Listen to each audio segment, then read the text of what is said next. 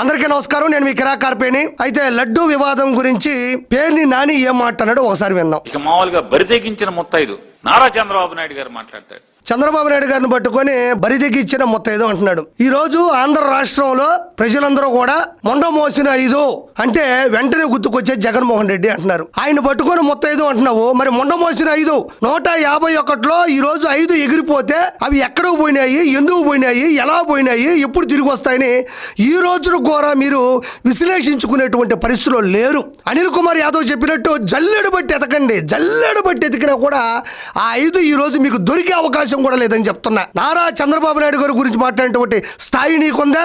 Ration బియ్యం scam లో నీ సతీమణిని అరెస్ట్ చేయబోతుంటే స్వయాన నువ్వే ఒక ప్రెస్ మీట్ లో చెప్పావు. నారా చంద్రబాబు నాయుడు గారు భిక్ష పెట్టారు, స్త్రీల జోలికి వెళ్ళొద్దన్నారు అని నువ్వే కన్నీరు పెట్టుకొని చెప్పినటువంటి పరిస్థితి. ఈ రోజు అదే నారా చంద్రబాబు నాయుడు గారిని పట్టుకుని నువ్వు మాట్లాడే తీరు చూస్తుంటే జనాలు ఏమనుకుంటారో నీకు ఆ మాత్రం అర్థం కాదని అడుగుతున్నా. ఈ రోజు నేను 2019 నుంచి 24 దాకా చాలా సార్లు ఆవేదన పడ్డాంట ఆయన. ఎందుకు ఆవేదన పడ్డాడు? ఎందుకు ఆవేదన పడతాడు? మైన్స్, వైన్స్, గ్రావెల్, ఇసుక అక్రమాలు, దందాలు, దౌర్జన్యాలు, దౌర్భాగ్యాలు, అమాయకులను ఉసురు తీయడాలు ఇవన్నీ దగ్గర నుంచి చూస్తా ఉన్నాడు. కాబట్టి అసలు ఆంధ్ర రాష్ట్రానికి అమరావతి రాజధాని అని మొదలు పెడితే దాన్ని పక్కన పెట్టి 3 రాజధానులను 3 ముక్కల ఆట ఆడుతున్నాడు. కాబట్టి కొత్తగా వచ్చినటువంటి రాజధానిని వెనకకి అడుగులు వేపిస్తున్నాడు. కాబట్టి మునిపెన్నడూ లేని విధంగా ఆంధ్ర రాష్ట్రాన్ని అంతం చేస్తున్నాడు. కాబట్టి ఆయన కంటికి నిద్ర లేని రాత్రులు గడిపాడు. అందుకనే ఆలోచించాడు. ఇవన్నీ పోగా తిరుమల విషయంలో చేసినటువంటి తెక్క పనులు ప్రత్యేకంగా చెప్పాల్సిన అవసరం లేదు. కాబట్టి 2019 నుంచి 2024 మధ్యన నారా చంద్రబాబు నాయుడు గారు కంటికి కునుకు లేకుండా, నిద్ర లేకుండా ఆలోచించాడు. అధికారం పోయిందని ఆవేదన పడ్డావా?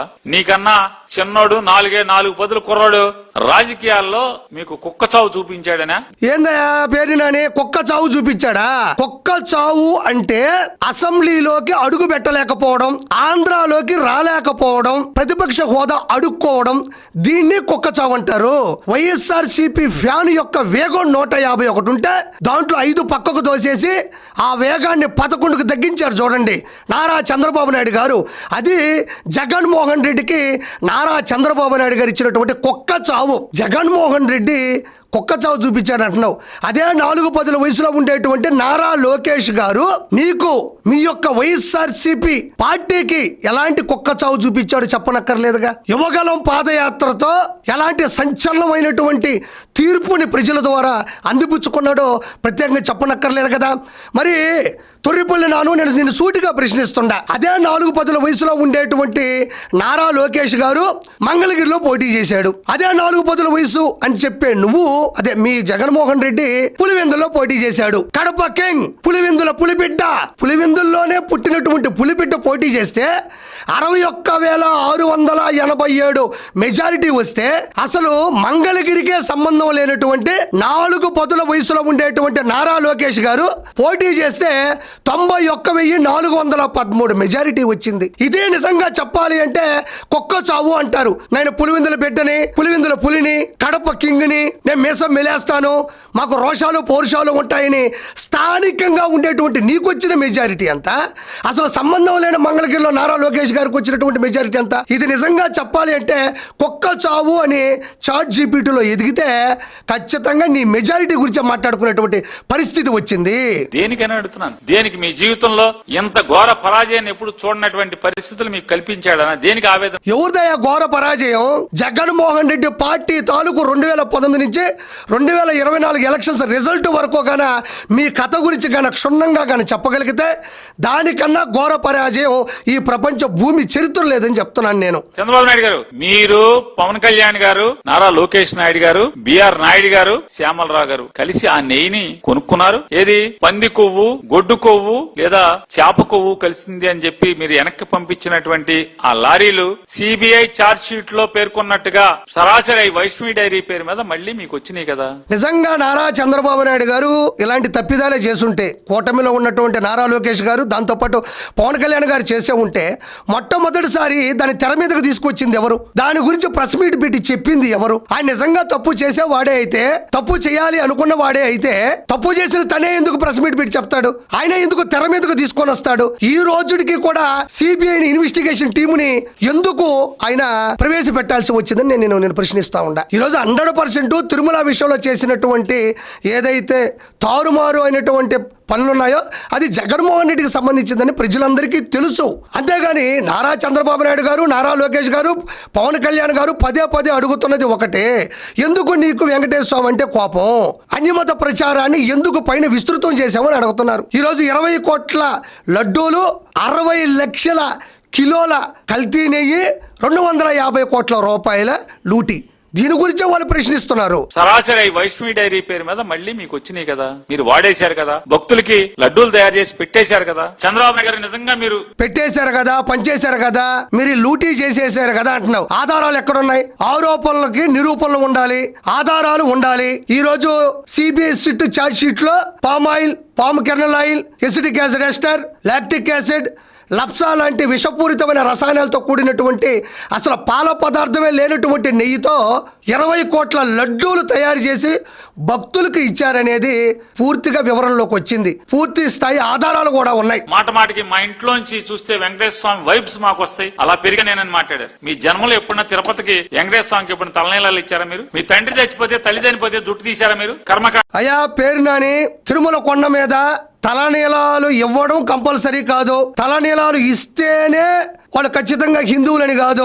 తలనీలాలు దాకా ఎందుకు తలమాసిన మాటలు మాట్లాడుతూ ఉండవు నువ్వు? తలనీలాలు దాకా ఎందుకు? తాడు కట్టుకోమని చెప్పు. జగన్మోహన్ రెడ్డి కనీసం తాడు కట్టుకున్నాడా? అసలు నారా చంద్రబాబు నాయుడు గారు హిందువా కాదని నువ్వు అంటున్నావు. నారా చంద్రబాబు నాయుడు గారు తను ముఖ్యమంత్రిగా అధికారంలో ఉన్న ప్రతిసారి శ్రీవారి కొండ మీదకు వెళ్లి శ్రీవారికి సతీ సమేతంగా పట్టు వస్త్రాలని సమర్పించాడు. ఇంతకన్నా పవిత్రమైనటువంటి అంశం, ఇంతకన్నా హిందూ అని రుజువు చేసుకోవాల్సిన అంశం ఇంకొకటి లేదు అని నేను మనవి చేసుకుంటున్నాను. ఏ రోజైనా ఇదే జగన్మోహన్ రెడ్డి భారతీరెడ్డి గారిని తీసుకొని డిక్లరేషన్ ఫామ్ మీద సంతకం పెట్టి పట్టు వస్త్రాలను తీసుకెళ్లి శ్రీవారికి అందించారా అని ఈరోజు నేను ప్రశ్నిస్తుండా. అందించకపోగా ప్రసాదాన్ని టిష్యూలో దాచేసి తీర్థాన్ని పక్కకు పోసేసి అక్షింతల్ని తల మీద నుంచి విలీల్ చేసినటువంటి పరిస్థితి ఆ రోజుల్లో నెలకొనింది. కావాలంటే ఏ యూట్యూబ్లోకి వెళ్ళి ఏ వీడియో కొట్టా కూడా వైరల్ గా మారు మోగుతానే ఉంటది. అంతెందుకు తన భార్య సతీమణిని భారతీరెడ్డి గారిని పైకి తీసుకొస్తే ఎక్కడ ఆవిడ దగ్గర ప్రాబ్లం అవుతుందో అని చెప్పి గుడి సెట్ వేసి గుడిలో భజన చేపించుకున్నటువంటి చరిత్ర జగన్మోహన్ రెడ్డిది. వాళ్ళ నాన్నగారు చనిపోతే తలనీలాలు ఇవ్వకపోవడం అనేది ఆయన పర్సనల్ లైఫ్. కొండ మీదకి వచ్చే హిందూగా ప్రూవ్ చేసుకోవాలి అంటేనే పట్టు వస్త్రాలు ఇస్తే చాలు. ఆయన మొన్న గెలవగానే కొండ మీదకు అడుగు పెట్టి ప్రక్షాళన చేసినటువంటి వ్యక్తి. మీరు హిందూ అని ఎలా నమ్మాలి మిమ్మల్ని? ఒక్కరోజు కూడా తిరుపతికి గుండె వాళ్ళు ఈ పవన్ కళ్యాణ్ గారు ఆయన ఎప్పుడు గుండు కొట్టించుకోలేదు, కానీ తిరుపతిలో పాపం బంగారు లాంటి తల్లి ఆవిడ తీసుకొచ్చి గుండు కొట్టించేశాడు. బంగారు లాంటి తల్లి గుండు కొట్టించేసాడు అంటే ఏం అపరాధం అయ్యా అది? ఏదో ఎవరో జీవితాలు నాశనం చేసినట్టు చెప్తా ఉండవు నువ్వు. ఆయన సతీమణికి తలనీలాలు తీయించాడు, దేవుడికి కానుకగా ఇచ్చాడు. దాంట్లో అపవాద భావం, అపరాధ భావం గానీ ఏముంది? ఆ మహాతల్లి అంటావు, మహాపాపం అంటావు. ఈ రోజు మీ జగన్మోహన్ రెడ్డి మీరు సిగ్గుపడాలా. పవన్ కళ్యాణ్ గారు పవిత్రమైన కొండ మీద తన సతీమణి చేత తలనీలాలు అర్పించాడు. ఈ రోజు అదే భారతీరెడ్డి గారి చేత పైకి తీసుకురాగలడా? ఫస్ట్ మెట్టు ఎక్కించగలడా? పైకి తీసుకెళ్లి ప్రసాదం నోట్లో పెట్టగలడా? తలనీలాలు అర్పించగలడా? పట్టు వస్త్రాలు అందివ్వగలడా? ఈ రోజు పవన్ కళ్యాణ్ గారిని చూసి జగన్మోహన్ రెడ్డి సిగ్గుపడాలి. నిజంగానే తన సతీమణిని తీసుకెళ్లి హిందూ ధర్మం వైపు అడుగులేశాడు. మరి భారతీరెడ్డి గారిని తీసుకెళ్లి అదే హిందూ ధర్మం మీద ఎందుకు అడుగులు వేయలేకపోయారు? హిందూ ధర్మం వైపు ఎందుకు అడుగులు వేయలేకపోయాడు అని చెప్తున్నాను నేను. ఈ రోజు దమ్ముంటే నిజాయితీగా రాజకీయాలు చేయండి, జగన్ ఎదుర్కోండి, దమ్ముగా ఎదుర్కోండి, రాజకీయాలతో ఎదుర్కోండి. ఈ పచ్చి పాపానికి ఒకటి కడుతున్నారు మీరు. సార్ పవన్ కళ్యాణ్కి 4 నిండా మచ్చలేనండి. పూటకు ఒక మాట్లాడతాడు, రోజుకు ఒక మాట మాట్లాడతాడు. ఆయన మాటకు విలువ ఉంటుందా చెప్ప? నేను ఒకటేనండి చెప్తుండేది. 2024లో 151లో 5 పోవడానికి కారణం నలుగురు కాదు, 5గురు. ఆ 5వ వాడు ఎవడో కాదు, నేనే అంటూ వచ్చేసాడు Perni Nani. Temper cinema cinema చూసుంటారు. నలుగురు కాదు ఐదుగురు అన్నట్టు 151లో 5 పోవడానికి నలుగురు కాదు కారణం, ఐదుగురు ఐదో వాడు ఎవడో కాదని వచ్చాడు. ఇతని మాటలు చూస్తుంటే 2029లో కూటమికి ఎటువంటి డోకా లేదు. ఇలాంటి వాళ్ళు కుప్పలు తెప్పలుగా ఉన్నారు. సబ్జెక్టులు లేని వాళ్ళు, బూతులు మాట్లాడే వాళ్ళు, అరాచకాలు సృష్టించే వాళ్ళు, అధికారికంగా ఛార్జ్ షీట్లో చేసినటువంటి తప్పు బయటపడినా కూడా కప్పిపుచ్చుకునే వాళ్ళు, ఇలాంటి వాళ్ళు వేలాది మందిగా ఉన్నారు ఈరోజు వైఎస్ఆర్సీపీలో. 2029లో కూటమికి ఎటువంటి డోకా లేదు. వీళ్ళు ఇలానే పెట్టలేకపోతుంటారు, జనాలు చూస్తూనే ఉంటారు. ఓటర్లు ఈవీఎం మిషన్ల దగ్గరికి వెళ్ళి వీళ్ళ కథ చెప్తారు. Thank you so much. Please subscribe to Leo news for more videos.